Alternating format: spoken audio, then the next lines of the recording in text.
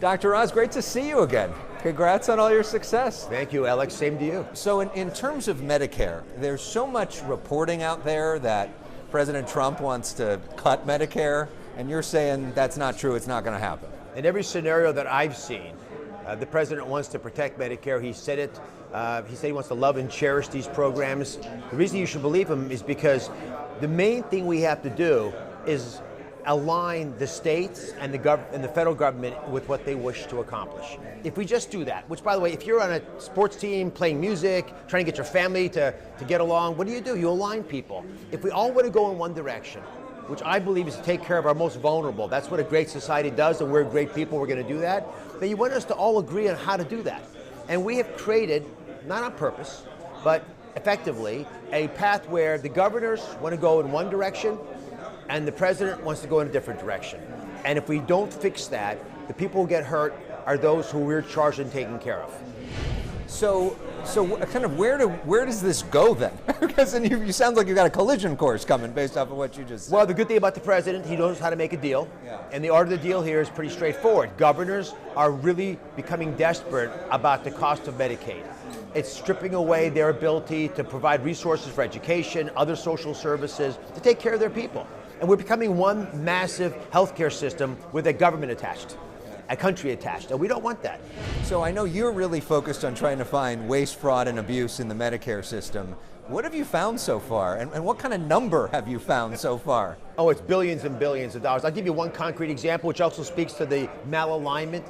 We have billions of dollars spent a year providing Medicaid insurance to people who have lived in one state then moved to a different state. That happens in America. We've got 50 states. But if you have your health care Medicaid insurance in California, but you also have moved to Nevada last year, well, then we, the federal government, are paying for you both in California and in Nevada. Well, I'm not getting twice as good care nor twice as many people covered. I'm just literally paying for services you're not getting. But here's the catch. Is there an incentive for the governor to tell us about that?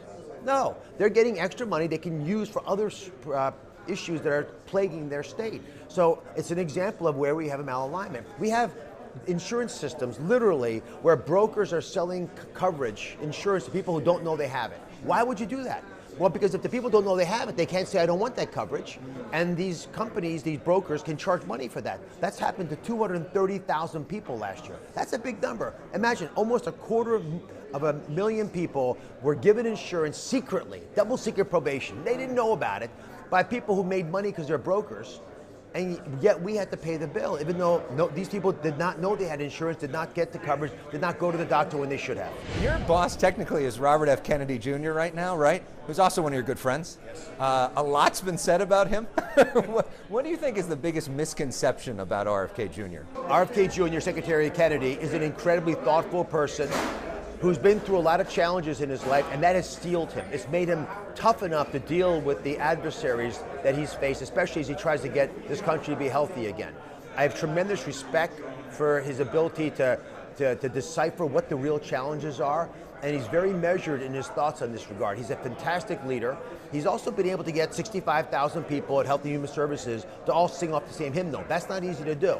And he has both the intellectual fortitude to do it, but he also has the will, the desire, the passion deep in his heart to get this right. Are you concerned about his views on vaccines? Do you align with his views on vaccines? So what Bobby has said on vaccines, what Secretary Kennedy said on vaccines is very clear. He wants people to have choice. I think, Alex, you'd want people to have choice. This is not about banning people from using instruments they want to use to get better, but who loves their child the most? Their parents. So I would want the moms to make the choice. And lastly, we got to spend a lot of time with you during COVID virtually. You co-hosted with us many times, been on The Issue Is many times. It's great to see you in this new capacity. What's it like now being in government, on the inside? How's it maybe different from what you thought now that you're actually doing this job? It might be the best job I've ever had, because you're surrounded by very mission-driven people. In my case, they came in the government because they wanted to make a difference in health. They are very sharp.